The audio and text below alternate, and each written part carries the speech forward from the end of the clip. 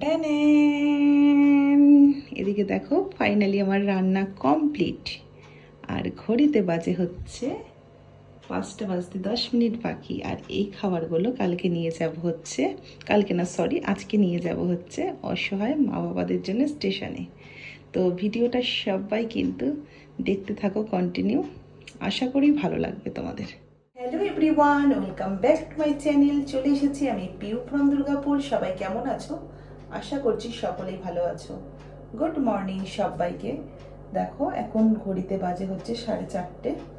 ঘুম ভেঙে গেছে বলতে ঘুমাইনি, জাস্ট মোবাইল ঘাঁটতে ঘাঁটতে একটু চোখটা লেগেছিল, তাও ঘুমাইনি। তো যাই হোক, যতক্ষণ আমি রান্না বান্না কমপ্লিট করবো নিশ্চিন্তে ঘুমাতে পারবো না, তোমরা তো জানি।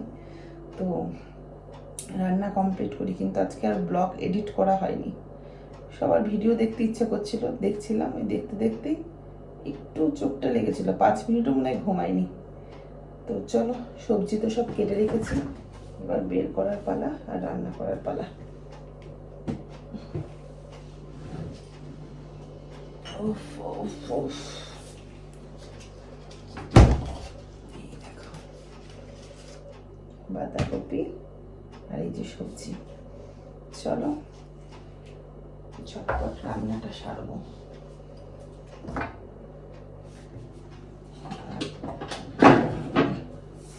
এদিকে হচ্ছে চিকেনটা ম্যারিনেশন করে রেখেছি।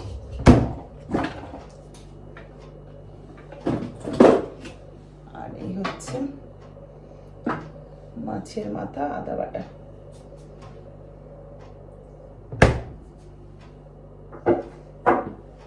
চলো। জানো তো বন্ধুরা, আমার বড় একটা ব্যাড হ্যাবিট আছে। সেটা কি বলো তো? কাজ যতক্ষণ না আমি কমপ্লিট করি ততক্ষণ না আমি শান্তি পাই না, বিশ্বাস করো। রাতেবেলা তোমরা তো জানোই যে আমি সমস্ত কিছু কেটে বেটে একদম সুন্দর করে গুছিয়ে রেখেছি। এদিকে ঘড়িতে কি দেখলাম জানি না, পরে সেটা তোমাদের সাথে শেয়ার করছি, ভয়েসটা যেহেতু পরে দিচ্ছি। তো রান্না শুরু করে দিলাম ভোর রাতেই। এদিকে ডাল আমি আগেই একটা সিটি মেরে রেখে দিয়েছিলাম। এর মধ্যে দিয়ে দিলাম ডালের কাটা, ডালের কাটার সাথে দিয়ে দিলাম নুন হলুদ, আর তার সাথে দিয়ে দিচ্ছি ছিম, মূলো, টমেটো আর লঙ্কা। শীতকালে এই সবজি দিয়ে ডালটা ভীষণ প্রিয় লাগে আমার কাছে। তোমরা কে কে পছন্দ করো অবশ্যই কমেন্ট করো। আর পাশের দিকে দেখো একটা বড় কড়াই বসিয়ে ফেলেছি, কারণ দুদিকে দুটো রান্না হলে ঝটপট কিন্তু আমার রান্নাটা কমপ্লিট হয়ে যাবে। আর কড়াই গরম হয়ে গেছে বলে ওর মধ্যে দিয়ে দিলাম সর্ষে তেল, কারণ এই পাশে বসিয়ে দেব হচ্ছে তোমার চিকেনটা।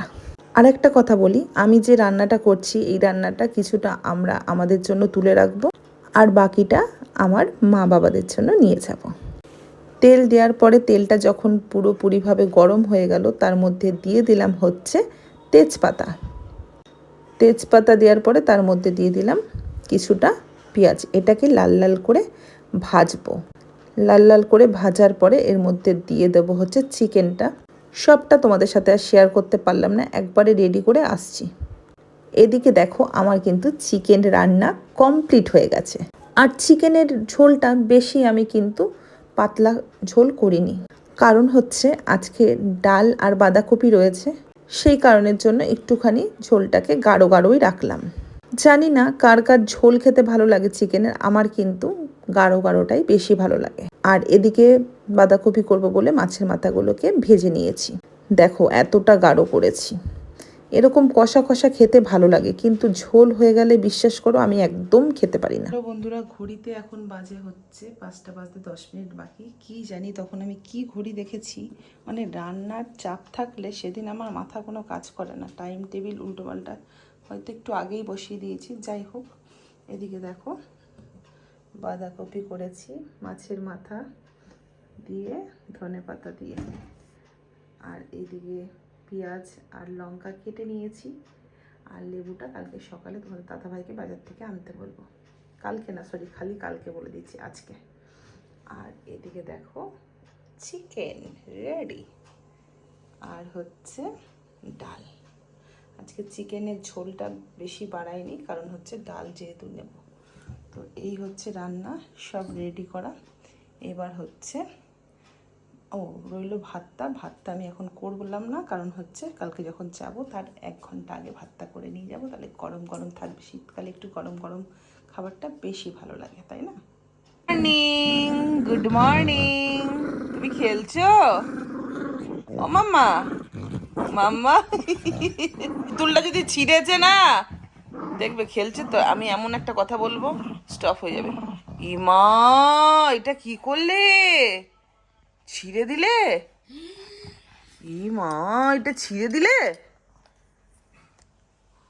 কি করে ঘুমাচ্ছিস? পড়তে বসছিলি সকালে? এই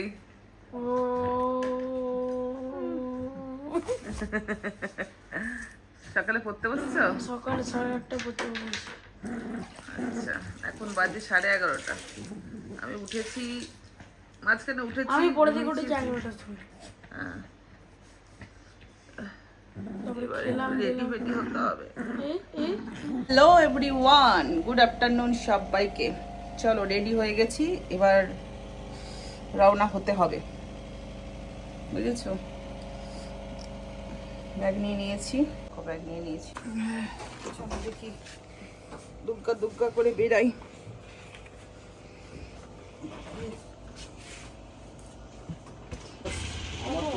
কোথায়? যেখানে বসি সেখানেই বসবো। মুখটা দেখা দুষ্ট মানে। পিছন দিকটা দেখানো ওঠ।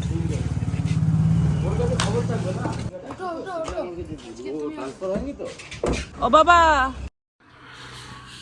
ভাত খাবা? ভাত খাবা? চলো ওই ফাঁকা জায়গাটাতে চলো, এই আগেটা ফাঁকা জায়গাটাতে চলো। চলো। দাদা ভাই গেল ওখানে ডাকতে, ওই কতগুলো মা যাচ্ছিল, এই দেখো, যে খাবে নাকি জিজ্ঞেস করতে গেল।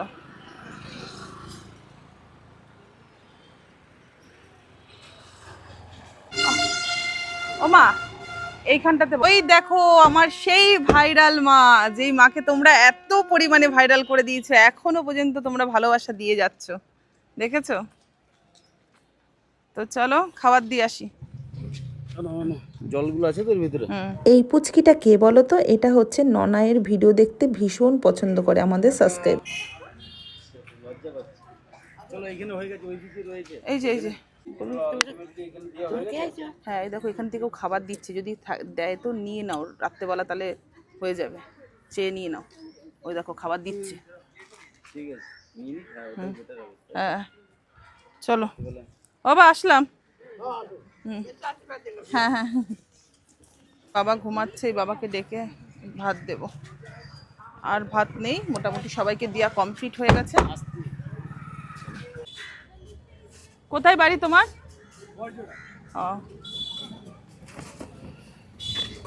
তোর মা বাসার মানুষটা কেমন বোঝে। ছেলে ওই যে খাবার দিয়েছে বলে ছেলের কাছে সব চলে এসেছে লেজ নাড়াতে নাড়াতে। এই তুই চিনিস ননাইকে? চিনিস? ননাইকে সব কুকুরই চেনে।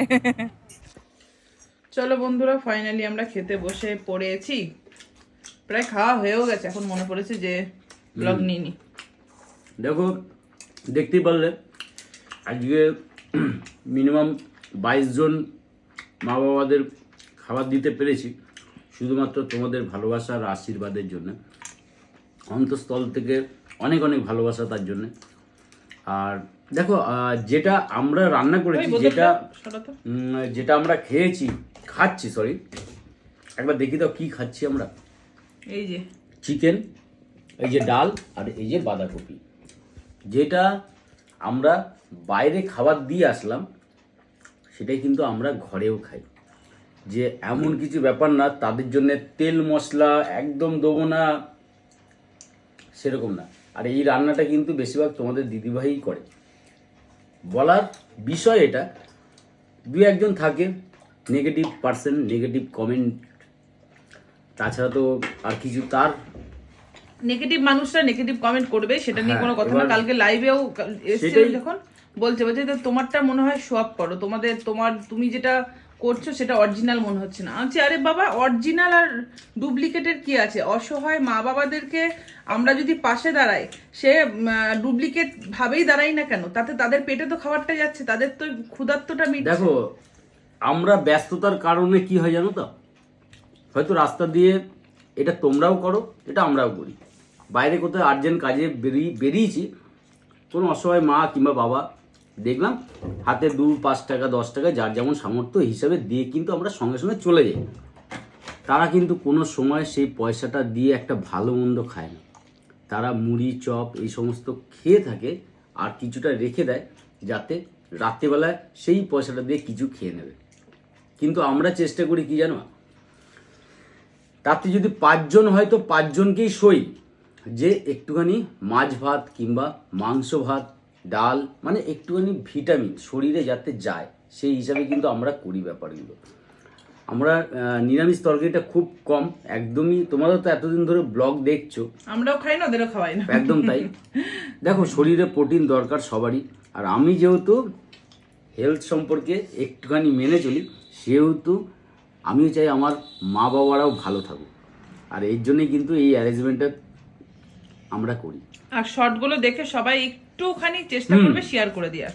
দেখো, আমরা কোনো কিছু বলি না যে আমাদের ভিডিওগুলো তোমরা শেয়ার করো এই করো, জাস্ট একটা তোমাদেরকে রিকোয়েস্ট থাকলো, এই যে অসহায় মা বাবাদের যে শর্ট ভিডিওগুলো তোমাদের কাছে আমরা ছাড়ছি, সেগুলোকে একটুখানি জাস্ট শেয়ার করে দিও। তাতে কি কারণটাও বলে দিই, আলটিমেটলি অন্য কেউ দেখলো, দেখে এই যে আমি কথাটা বললাম যে আমার সামর্থ্য আমি 5 জনকে কিংবা 2 জনকে খাওয়াতে পারবো, সে এই ভিডিওটা দেখে বলবে যে চলো আমার পকেটে 50 টাকা আছে, আমি একজনকে খাই দিয়ে আসি।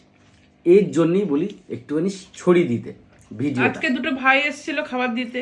হ্যাঁ, এইগুলোই তো মানে কি বলতো, 1জন 2জন করে যদি সবাই দেয় তাহলে ওদের 30 দিনে আর খাওয়ার চিন্তা অভাব করতে থাকে না। হয়। হ্যাঁ, তাদের আর চিন্তা করতে সকাল হয় না। থেকে এসেছে, সকাল থেকে এসে এই সন্ধ্যাবেলাতে বাড়ি যায়, ভিক্ষা করে করে পয়সা নিয়ে দুপুর কত বেলাতে দূর থেকে তারা আসছে, গলসি থেকে গলসি, মানে হাঁটতে পারছে না এই বয়সে, বড়জোড়া। এই বয়সে কি ভরসা তারা ভরসা নাকি নাম এই বয়সে হাঁটতে পারছে না, তাতেও কিন্তু এসে ভিক্ষা করছে, মানে কতটা আর সত্যি খারাপ বাকি লাগে। ওনাদের জীবন কাহিনী নিয়ে তো আর বললে অনেক বড় কথা। তো যাই হোক, চলো আমরা খাওয়া দাওয়া সেরে ফেলি, আবার পরে আসবো। চলো। গুড ইভিনিং ফ্রেন্ড, এখন ঘড়িতে বাজে হচ্ছে 6:45। এদিকে কিটি সোনাকে বলছি খা, বিস্কুট দিয়েছি বেডের মধ্যে, মেয়ে আমার কিছুতেই খাচ্ছে না। যদিও ও একা একা খায় না, ওকে ননায় কিংবা আমি খাইয়ে দিই, তবে ওই লেজটা দেখে ও আরও কিছুতেই খাচ্ছে। আমি ওকে বলেছি না খেলে কিছুতেই তোকে কিন্তু দেবো না লেজটা।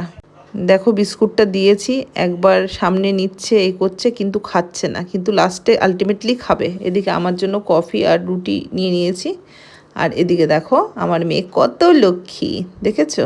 লেস খাওয়ার জন্য কিন্তু বিস্কুটগুলো এবার খাচ্ছে। এদিকে তোমাদের দাদা ভাইও চলে এসেছে, ফোনে কথা বলছে আর ছেলে খাচ্ছে। তো চলো আজকের মতো টাটা, গুড নাইট।